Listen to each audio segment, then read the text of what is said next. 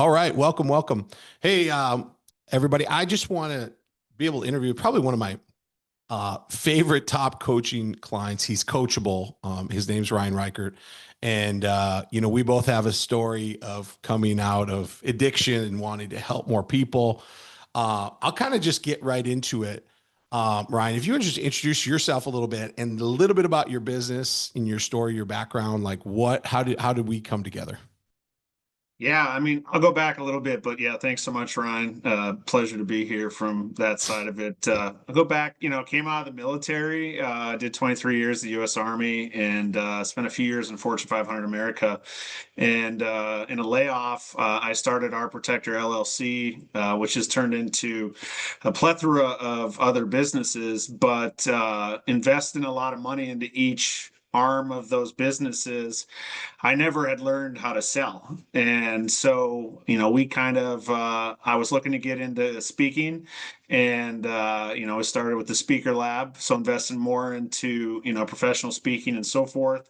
And after going through that and, having a few speaking gigs, but nothing that was really paying off, you and me got in contact together, again. And, you asked, where am I missing a few, areas? And I was like, really it's that sales and marketing side of things, and when it, like, I got a lot of great products, but it's getting in front of the right people, the necessary leads. Where am I Yeah. focusing my time and effort? And over the last couple months of working together, it's really brought that clarity forward on what that looks like. Well, it's interesting to say that because I mean, I've spent over $70,000 on coaching the last 4 years. And I could say, I can always say, like, I got something out of everything, right? But at the end of the day, if I wouldn't have hired the coaches I hired to teach me how to level up my activity and my sales skills, Yeah. I would be working for somebody else right now. And I Oh, think the majority of the people that are listening to this are probably feeling that same way. What in particular has been different about the coaching that you and I get into in the Speak to Sell Mastery yeah. of other coaching programs that you've paid money for? Yeah, I mean, I think just, probably everyone we talk to know that you go through a 4 to 12 week sprint of some type with another coach. A lot of great tools are laid out for you, but really, when I look at what we've done in the last number of weeks, it's focusing in who you have to go after, the different associations or the chambers or whatever that looks like, and making those like initial, email, LinkedIn, then phone call, the necessary touch points to establish a relationship with somebody that we all know that's what it takes. And there's a lot of work into it. But I mean, that's what I love so much is the accountability that you provide with your systems that you have in place. And then the follow-ups that we do in either in a one-on-one setting or in a group setting. It's just the necessary touch points throughout a week where you kind of have those peaks and valleys of the, how do I like to say it, the discipline over feelings, that growth over comfort. And it's one where today, I always, you talk power hours, and that's Yes. because we can't do an 8 hour day of this. I mean, it's too defeating. That sounds terrible, but when you get 90 no's and 10 yeses, I mean, you kind of got to do it in shorter spurts. And Right. that's what I've learned to where I can win in, a 30-minute power session of just like hammering emails out and going like, okay, I can knock out 30 emails in 30 minutes, and I can make 30 phone calls if they're not long, because you're going to get the no's, right? Like we hang up on Yeah. people, we don't answer Right. phone calls. The same thing happened. And that's where it's kind of eroded that fear that I had of the nose. Like you're gonna Yeah. get the nose. It's kind of like Michael Jordan would always say, right? How did it work? To win more, like you had to miss more. More And shots. so, yeah, absolutely. Yeah. And I'm a big fan of reps. And so uh part of our coaching is doing actual sale going back and forth, right? Pitch and catch, overcoming objections, working on our language, working on our script. What particularly about that, I know, and and here's the deal. When people say, we're gonna we're gonna put in reps or we're gonna do role play. That's the words I was thinking of. We're gonna do role play. People are like, but here's the deal. I'd rather be doing it like in a safe space than try to go out and waste a rep on a lead that I could have been sharp on, right?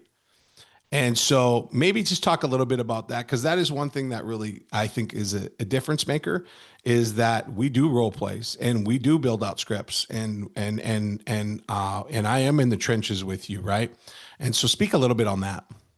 Yeah, no, absolutely. And that's something like I think we all probably, even those who are listening to us right now, are like, oh my goodness, like he's going to ask me to role play then, and Right. I don't want to do it. Well, if you can't do that and kind of like play, it's like playing catch in the backyard. Yeah. If you and I can't role play together, like off script and on script, like how are you going to do it like cold with somebody else? I mean, it's impossible to do that. That's a scary back alley street, downtown.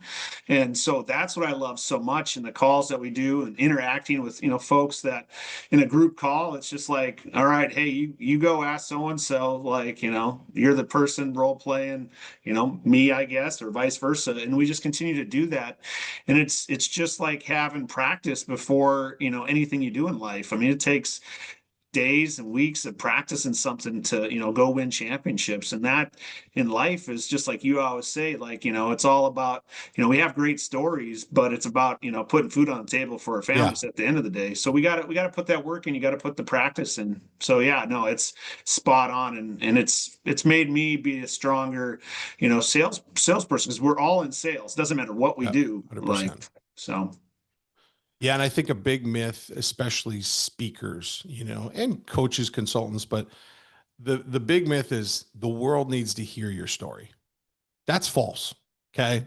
Uh, you might want to share your story, but at the end of the day, the world needs to pay their bills and feed their families just like us. And our stories may be great, but how you use it for their benefit, that's what carries the most value, right? And it took me a few years to understand that and really to package my purpose. And, I know you're still working on it and we're working together, but I'm seeing lights come on and revelations come on, because that's what had to happen to me. Because at the end of it, when I first started and came out of addiction, I just wanted to speak to everybody. I wanted to help everybody. But if I speak to everybody, I speak to nobody. Right. And so I coach the riches are in the niches, right? And specializing in using a skill set that you have. If you don't have it, let's go out and get it, and bringing it to a market that will monetize your message and really packaging your purpose. Are you starting to see that transform your business?